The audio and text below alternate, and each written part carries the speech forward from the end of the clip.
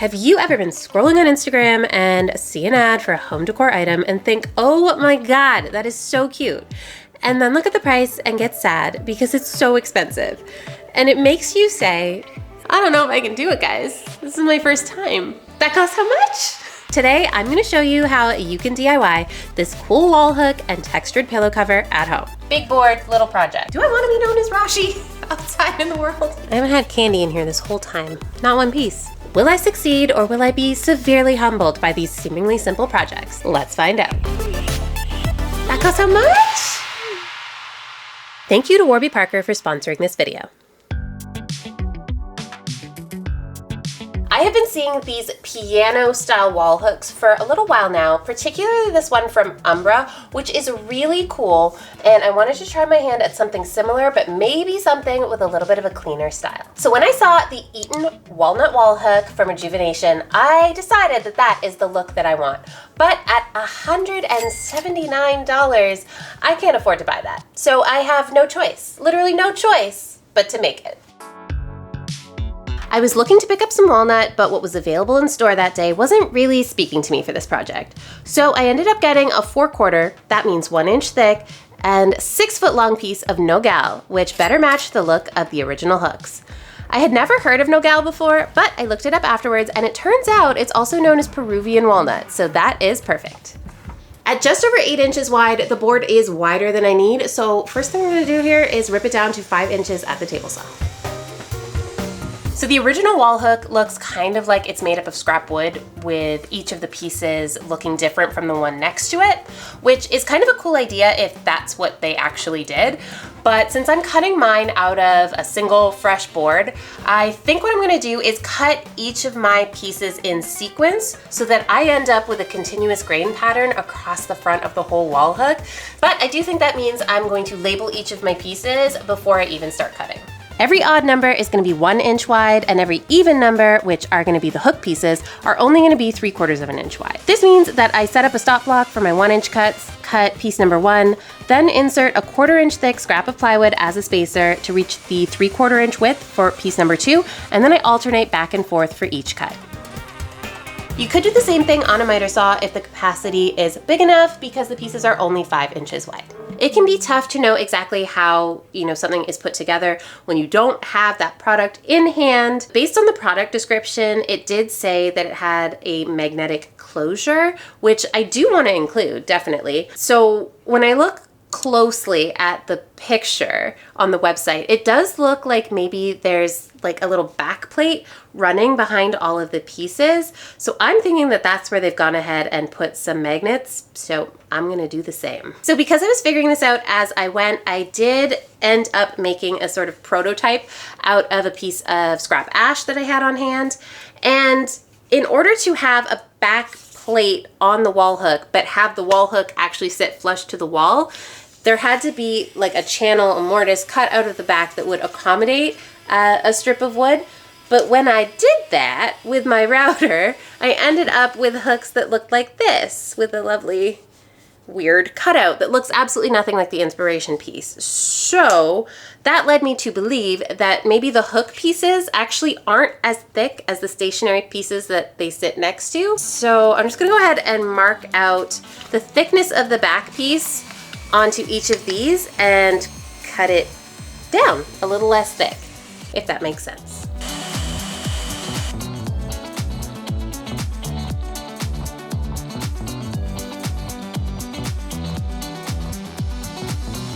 So originally I tried those hooks at a 45-degree angle, but that didn't look quite right. So upon closer inspection, I thought that a 60-degree angle looked a little bit closer. So I did a test cut, and I'm thinking that that looks a lot more like the inspiration piece. So I just started 3/8 of an inch from the front of the hook and then marked that 60 degrees. Luckily, my miter saw that I have here is able to accommodate a 60-degree cut on the one side. So I'm just gonna go ahead, set up a stop block, and bang all of these out. Okay, so now that all of my hook pieces have the right shape to them, they actually need to pivot in order to be hooks. And that is where the dowel comes in. I got a 3/8 inch dowel because that seemed like the thickest I could go based on the thickness of my hooks.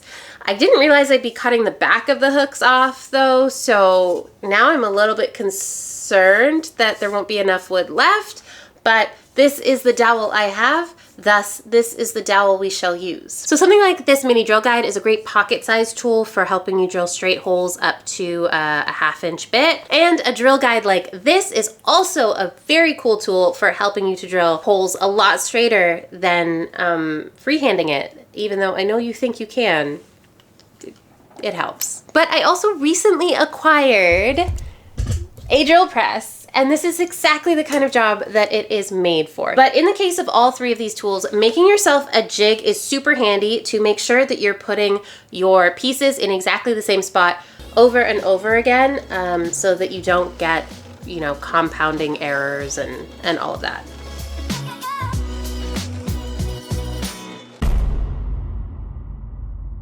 As I was drilling the hole in all of my pieces, I was noticing that this wood was actually a lot easier to drill through than the piece of ash that I made my prototype from. I was like, oh joy, beautiful, less effort for me. But then as I was going, I was testing out, you know, putting all of the pieces on to the dowel as I went, and I got one of the pieces stuck on there and I couldn't move it forward, backwards. So I started to try and kind of wrench on it, and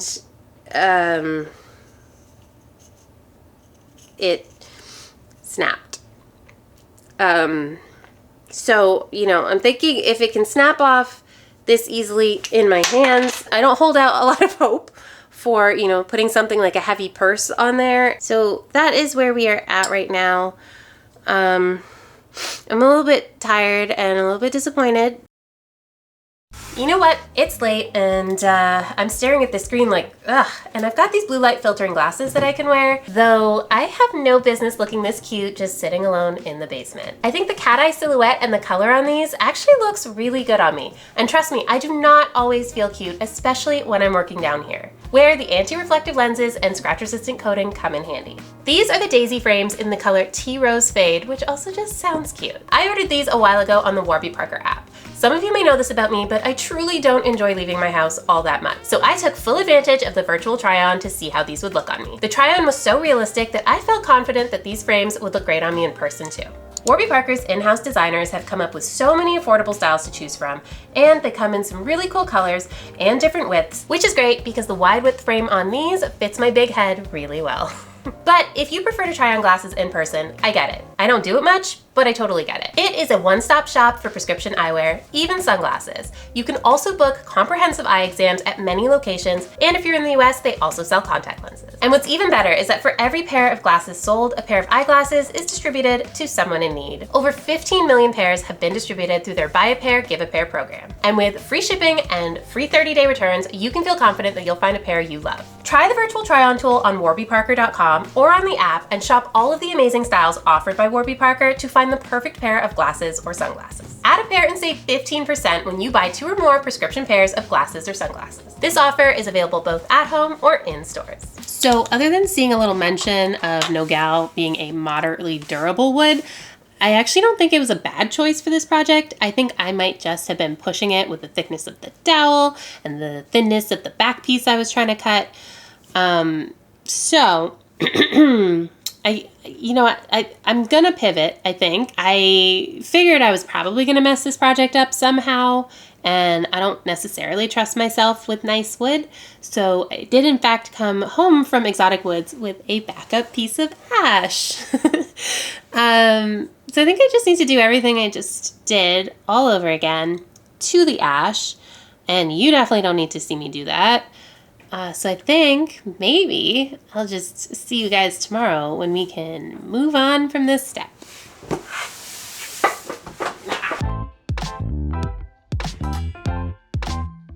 Good morning. I think after yesterday's challenges, I am ready for a little bit of a break from woodworking. So that makes it the perfect opportunity to start my second dupe, because it's sewing, not woodworking.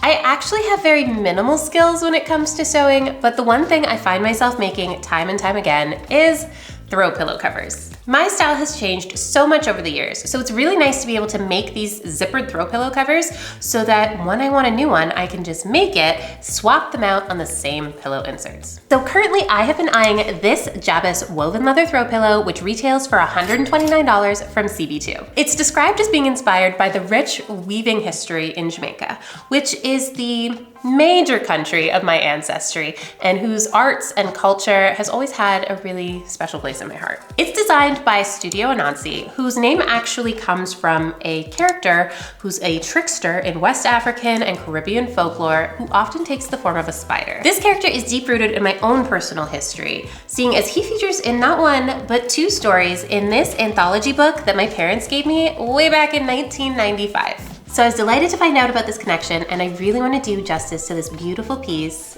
the designer, and the craftspeople of Jamaica. First things first, I had to go and get the leather for this project. I went to this cool recycling depot that had an entire bin of leather scraps to dig through, but you could also find secondhand offcuts or thrift something leather for material. So I was able to get this bag of leather scraps, which is 7 pounds. So the first thing I need to do is cut all of my leather scraps into strips. From doing the math, it looks like I'm gonna need 12 strips that are 3 1/4 inches wide. So I made myself some templates here. One being 4 1/4 inches wide by about 23 inches long, and that's gonna get us the rough size for the strips. And then just a little one here that is 3 1/4, so that's gonna be the final width of our strips, and that's gonna help us when we go to glue the edges down. So I've got my 12 strips cut out, ready to go, and I think the next step is to actually fold over the edges and glue them down. When I was looking at the picture of the original piece, you could tell that the edges on each strip are definitely not the raw leather, but there's also no stitching lines. So my best bet, I think, is to use a leather specific adhesive rather than to use something like a hot glue or an E6000. I read good things online about this Phoebing's Leathercraft cement, and it's water-based, so it actually doesn't even smell as bad as something like an E6000. So I definitely think this is the way to go.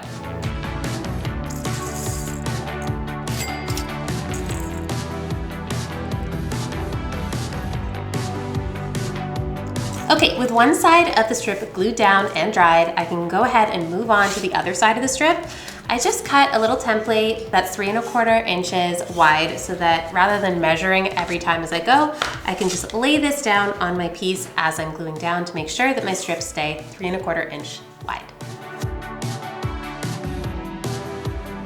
Okay, so while we've got the second edge drying, I think I've had enough of a break and I am ready to go back and tackle the wall hook project. Okay, we're back to the woodworking. So last night I got all of my pieces cut out and it looks okay, I think.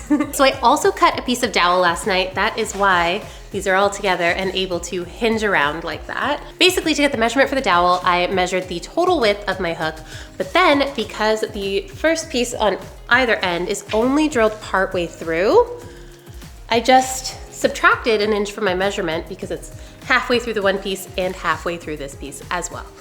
Okay, so for this next step, I definitely still want to keep my pieces all together here because what I want to do is cut out that little space in the back of all of the 1-inch pieces that's going to allow us to put our little back plate on. And so in order to remove the material off of the back of these wood pieces, we are going to use the trim router. I've just got a straight bit in here and we are gonna run it back and forth across the back of these until we get to the depth that's gonna allow this piece of wood to slip in and everything sit flush.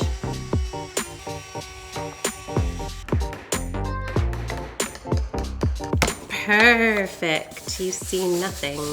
So we're only gonna screw into the chunks that are meant to remain stationary. So our little hooks are not gonna get screws because otherwise they wouldn't come out.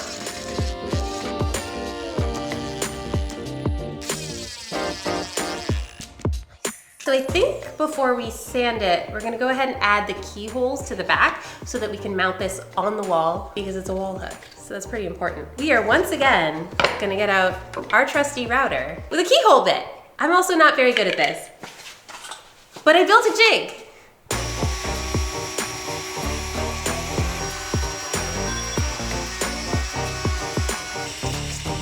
Okay, so now we've got our keyholes drilled in the top and bottom of both sides of our wall hook.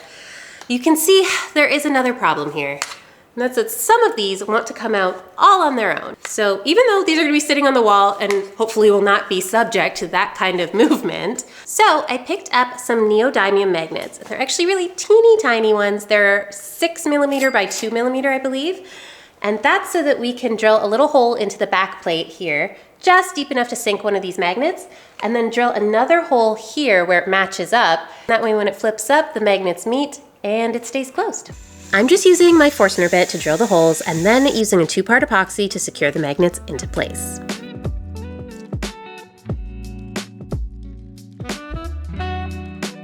Okay, so that epoxy is drying, and ordinarily I would use a little bit of lipstick to mark where the other magnet is gonna go. I seem to have forgotten that lipstick, so I think that's a good time to call it a day, don't you? All right, so I have got the lipstick. Let's get back to magnetizing, adding magnets.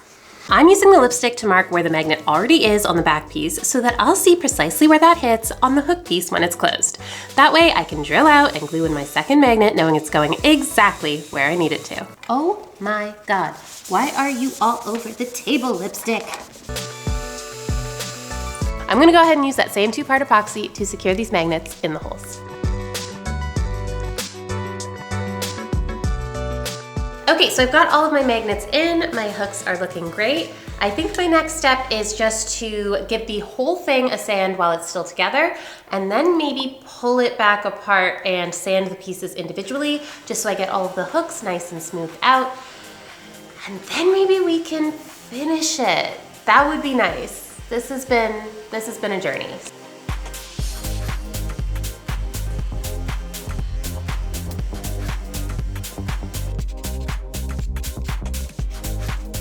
Although the original inspiration was the walnut version, hence why I originally picked up the Peruvian walnut, I'm actually gonna shift to make my version look like the natural finish wall hook, so I'm going in with a golden oak stain. So I decided that I wanted to top coat these pieces with a clear lacquer finish in a satin. I think the spray is really gonna help us get a nice even coverage on these, and the dry time is pretty quick and you don't have to sand between coats, so I'm loving that. So I think while we give these stained pieces a chance to dry a little bit, we should move over to the other room and keep working on the pillow project. Okay, so we've got all of our strips glued down, dried, ready to go. I would say though that I was noticing, particularly with the littlest clips that I had, they are leaving a little bit of an impression in the edge of the fabric. And honestly, the adhesive is kind of like a contact cement. So I think if you were to just press it down really hard and kind of hold it, you could probably end up with a smoother finish on the edges of the leather and avoid having to purchase 120 little clips. So the next step I think I want to do is to cut out the backing pieces. Now, I know when you're sewing a lot of things, you want to leave a little extra fabric for the seam allowance. However, with these throw pillows, I have always cut my fabric to the same dimensions as my pillow because one, a 20 by 20 pillow is almost never, 20 by 20. It's plush. But this time I actually cut these strips to about 23 inches long, just so I'd have some material to play with. So I'm gonna go ahead and cut my backing fabric down to a 23 by 23 square and work with it from there. We'll probably end up trimming a lot of that off, but I would rather trim it off at the end than not have enough now.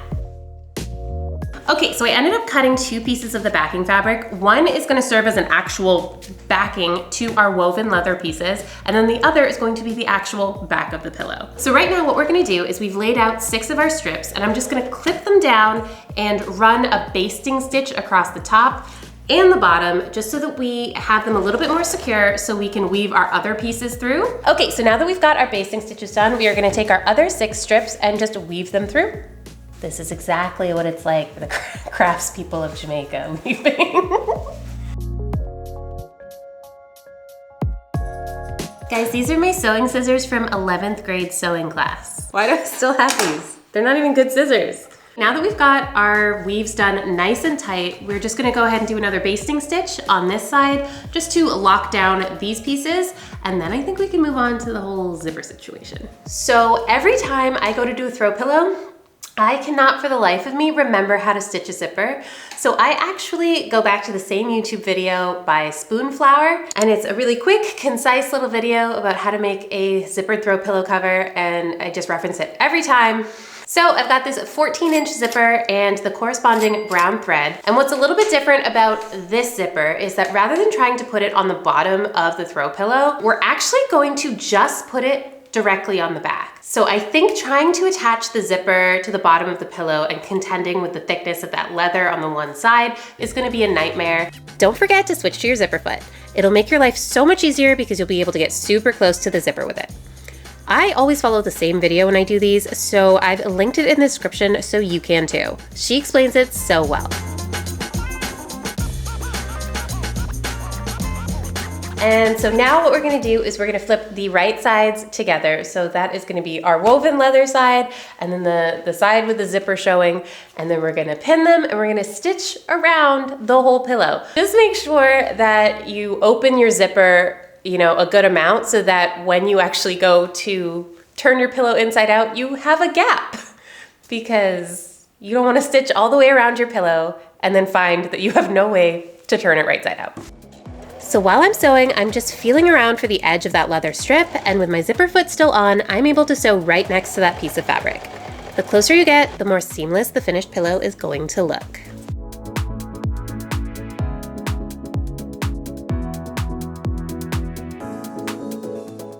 Oh my gosh, look at that. We did it. We actually made a woven throw pillow. We were able to use the scrap leather, save it from the landfill, and between that and all of our supplies that we needed, we were actually able to create this pillow for $42.85 compared to the $129 it retails for at CB2, which I think is amazing.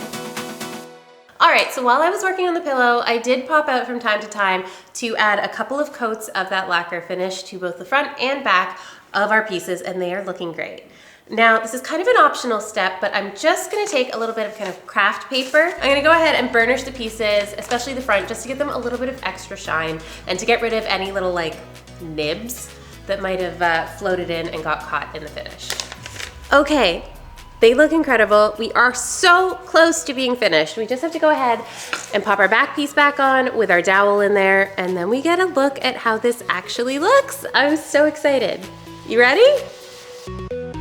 And there we have it, an absolutely stunning wall hook with magnetic closure and a continuous grain pattern that I didn't even have to do, but I seriously love it like this. The real question is, how did we do on price? Especially considering all of the challenges that we encountered along the way. Well, the original Eaton wall hook retails for $179 from Rejuvenation, and this iteration of the Eaton wall hook cost us $48.65 to make in the end. But I will say that I do have a little bit of experience woodworking and a whole lot of tools at my disposal, so I can't necessarily say that this was an easy DIY or all that approachable, but that just goes to show that some items that are out there are priced the way they are because it takes a lot of technical skill and artistry to come up with some of these products. So while it has been so fun duping them, you know what? Maybe next time I might just buy them.